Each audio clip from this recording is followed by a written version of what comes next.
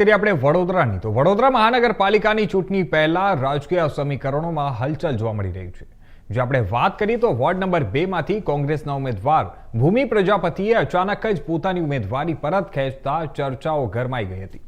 જો કે તેમણે કોઈ પણ અન્ય પક્ષમાં જોડાયા હોવાનો ઇનકાર કર્યો છે।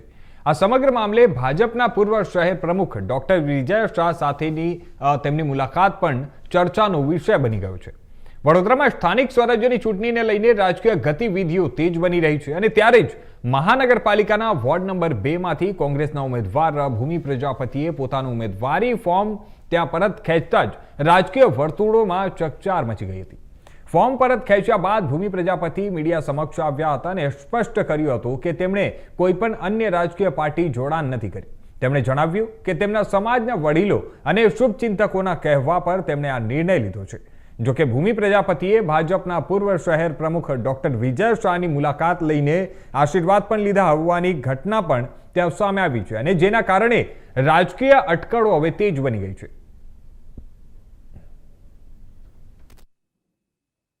લાવવાનો પ્રયત્ન કર્યો કે એવું કશું છે નહીં। મેં મારી આપમેળે રીતે મતલબ કે ફોર્મ પાછું ખેંચ્યું છે। મારા જે સમાજના આગેવાનો છે એ બધાની સલાહ લીધી, વડીલોની સલાહ લીધી, બસ એ પ્રમાણે મેં ફોર્મ પાછું ખેંચ્યું અને મારે સમાજ સાથે રહેવું છે, સમાજને આગળ લાવવો છે। બાકી હું નોર્મલ સામાજિક કાર્યકર જ છું। એવું નથી કે મારે બીજેપીમાં જોડાવું છે કે એવું કોઈ ઉદ્દેશ્ય નથી મારો। ના, પ્રેશર કોઈ જ નહીં।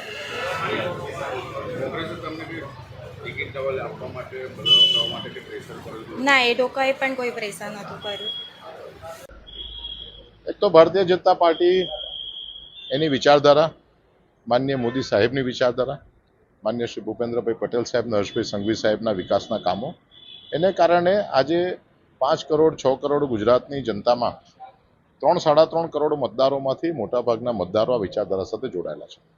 આપણે જોયું હશે કે આમ આદમી પાર્ટીને આ વખતે મોટાભાગના સ્થાનો પર પોતાના ઉમેદવાર પણ મળ્યા નથી। કોંગ્રેસને પણ જ્યાં જ્યાં ઉમેદવાર મળ્યા છે ત્યાં ઘણા બધા એવા છે કે જે લોકોએ કોંગ્રેસમાં ભૂતકાળમાં ક્યારેય કામ નથી કર્યું, માત્ર રાજકીય પક્ષ તરીકે, રાષ્ટ્રીય પક્ષ તરીકે પોતાનું સ્થાન જાળવી રાખવા માટે એમણે સાચા ખોટા ઉમેદવારોને ઊભા કર્યા છે।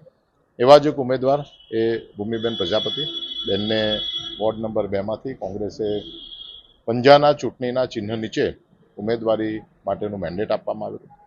દીકરી છે તે સૌરાષ્ટ્ર વરિયા પ્રજાપતિ સમાજ છે। આ પ્રજાપતિ સમાજ એ અન્ય પ્રજાપતિ સમાજ કરતાં અલગ જ પ્રકારનો સમાજ છે। 30 વર્ષ કરતાં વધારે સમયથી નિયમિત રીતે રક્તદાન શિબિરના માધ્યમથી આ સમાજ એ હિન્દુ બ્લડ બેંક સાથે મારી સાથે સીધી રીતે જોડાયેલો છે। સમાજના આગેવાનોમાં જયેશભાઈ પ્રજાપતિ છે, જયંતિભાઈ મેઘાણી છે, ધર્મેશભાઈ પ્રજાપતિ છે, આ બધા જ સમાજના આગેવાનો એને અમે સંપર્ક કર્યો, સંપર્ક કરીને એમને વાત સમજાવી। દીકરી નાની છે, 25, 26, 27, 30 વર્ષની દીકરી હોય અને અત્યારે જો કોઈ ખોટી દિશામાં જતી હોય તો સમાજના વડીલ તરીકે, પક્ષના નેતા તરીકે એને સમજાવવાની આપણી ફરજ છે અને માટે એના કુટુંબને સાથે રાખી અને એમને ગઈકાલે વાત કરી।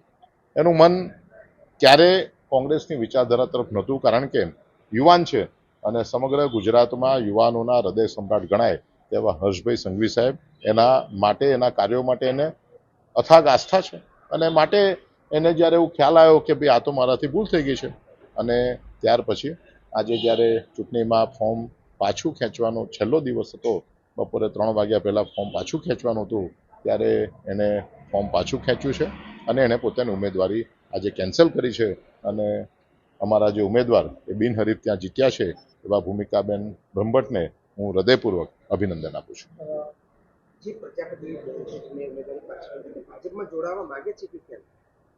હું એવું સ્પષ્ટપણે માનું છું કે જ્યારે વિચારધારા સાથે જોડાવ્યા હોય ત્યારે એને ભારતીય જનતા પાર્ટીમાં જોડાવાની તક આપવામાં આવશે। આવતીકાલે માન્ય હર્ષભાઈ સંઘવી સાહેબનો વડોદરા શહેરમાં પ્રવાસ છે અને આજે પણ એ ભારતીય જનતા પાર્ટીના કાર્યાલય પર માન્ય પ્રમુખશ્રીને મળીને એ ભારતીય જનતા પાર્ટીમાં જોડાઈ શકે છે। ભારતીય જનતા પાર્ટી એક એવો પક્ષ છે કે જે હંમેશા સનાતન ધર્મની વિચારધારા સાથે જોડાયેલા, વિકાસની વિચારધારા સાથે જોડાયેલા સર્વે યુવાનોને કામ કરવા માટેની તક આપે છે અને આ દીકરી એ તકનો લાભ લે અને એના માધ્યમથી એ વિસ્તારમાં વધુને વધુ સારા કામો થાય એવી મને શુભેચ્છા આપું છું। ભારતીય જનતા પાર્ટીમાં કાર્યકર્તાઓ ક્યારેય હોદ્દા માટે કામ કરતા જ નથી। હજારો કાર્યકર્તાઓની ફોજ છે, અને કાર્યકર્તાઓ માત્ર કામ કરે છે.